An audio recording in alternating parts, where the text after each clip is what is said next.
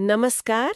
आज हमारे पास न कुछ बहुत ही दिलचस्प हिंदी वाक्य है। हाँ, सुनने में तो सीधे साधे लगते हैं ये। बिल्कुल, पर ये सीखने, कोशिश करने और क्या कहते हैं लगे रहने के बारे में ना काफी गहरी बातें कहते हैं। ये एक ऐसे सोर्स से हैं जिनका फोकस हौसला बढ़ाने पर है।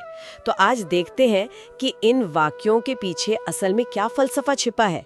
इनकी थोड़ी पड़ताल करते हैं। हाँ बिल्कुल, ये सिर्फ किताबी बातें नहीं लगती हैं, इनमें ना एक अनुभव की झलक है। देखते हैं कि रोजमर्रा की जिंदगी में या सीखने की राह में ये हमें क्या दिशा दे सकते हैं। सही बात। तो पहली चीज जो एकदम उभर कर आती है वो है लगातार कोशिश, मतलब कंसिस्टेंसी। हाँ, नियमितता। जैसे एक वाक्य है, रोज समय पर पढ़ाई करना सबसे बड़ी ताकत है। और दूसरा भी कुछ ऐसा ही है, हर दिन थोड़ा थोड़ा सीखना बड़ी जीत की शुरुआत है। हाँ। यहाँ सिर्फ मेहनत नहीं बल्कि नियमितता, रोज करने को सबसे बड़ी ताकत बताया गया है। ये नजरिया थोड़ा हटकर है ना? ये वाकई दिलचस्प है। अक्सर हम बड़े मतलब धमाकेदार प्रयासों पर ध्यान देते हैं।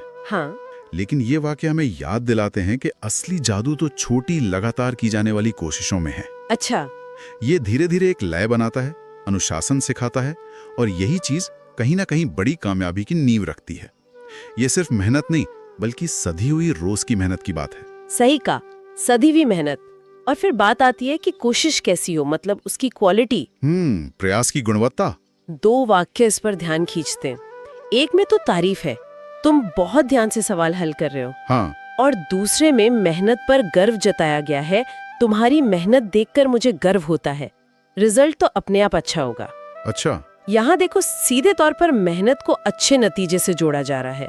और अगर हम इसे थोड़ा और खोलें तो ये सिर्फ तारीफ नहीं है, ये इस बात पे जोर देता है कि कोशिश करना, ध्यान लगाना वो अपने आप में कीमती है। अच्छा। चाहे नतीजा फौरन दिखे या ना दिखे, ये उस सोच को बढ़ावा देता है जिसे हम ग्रोथ माइंडसेट कहते हैं। हाँ, ग्रोथ माइंडसेट मतलब ये मानना कि काबिलियत जो है वो मेहनत से बढ़ती है। बिल्कुल, सिर्फ पैदाइशी नहीं होती। जब काम करने के तरीके पर, प्रोसेस पर ध्यान दिया जाता है तो हुनर और आत्मविश्वास वो दोनों बढ़ते हैं। हाँ, ये प्रोसेस यानी प्रक्रिया को महत्व देने वाली बात, ये वाकई सोचने लायक है। अच्छा, मेहनत और ध्यान की बात तो हुई, पर गलतियों का क्या? हाँ, गलतियाँ। अक्सर हम गलतियों से बहुत डरते हैं। इस बारे में भी एक बहुत जरूरी नुक्ता है स्रोत में। हाँ, वो 5वां वाक्य है, वो इसी डर को क्या कहते हैं एड्रेस करता है। कौन सा? गलतियां करना बुरा नहीं है, उनसे सीखना और दोबारा कोशिश करना हमें और मजबूत बनाता है। अरे वाह, ये तो गलतियों को देखने का नजरिया ही बदल देता है ना। बिल्कुल,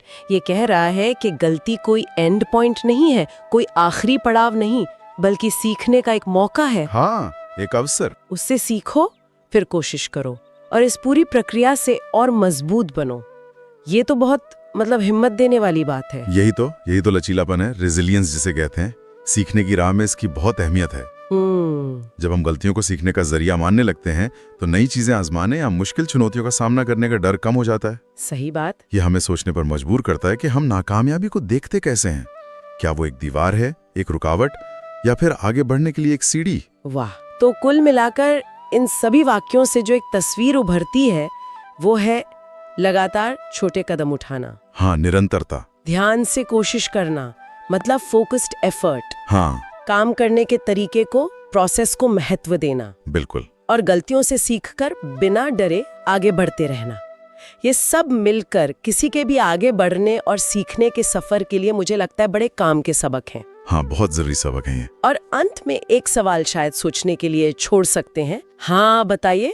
कि अगर इन सिद्धांतों में से सिर्फ एक को भी, चाहे वो रोज थोड़ा सीखने का हो या गलतियों को गले लगाने का, पूरी लगन से अपनी आदत बना लिया जाए, तो किसी के भी अपने लक्ष्यों या मुश्किलों को देखने के नजरिए में कितना बड़ा बदलाव आ सकता है। ये तो सोचने वाली बात है। हाँ, आज ऐसा कौन सा छोटा मगर लगातार किया जाने वाला कदम उठाया जा सकता है जो इस सोच की तरफ ले जाए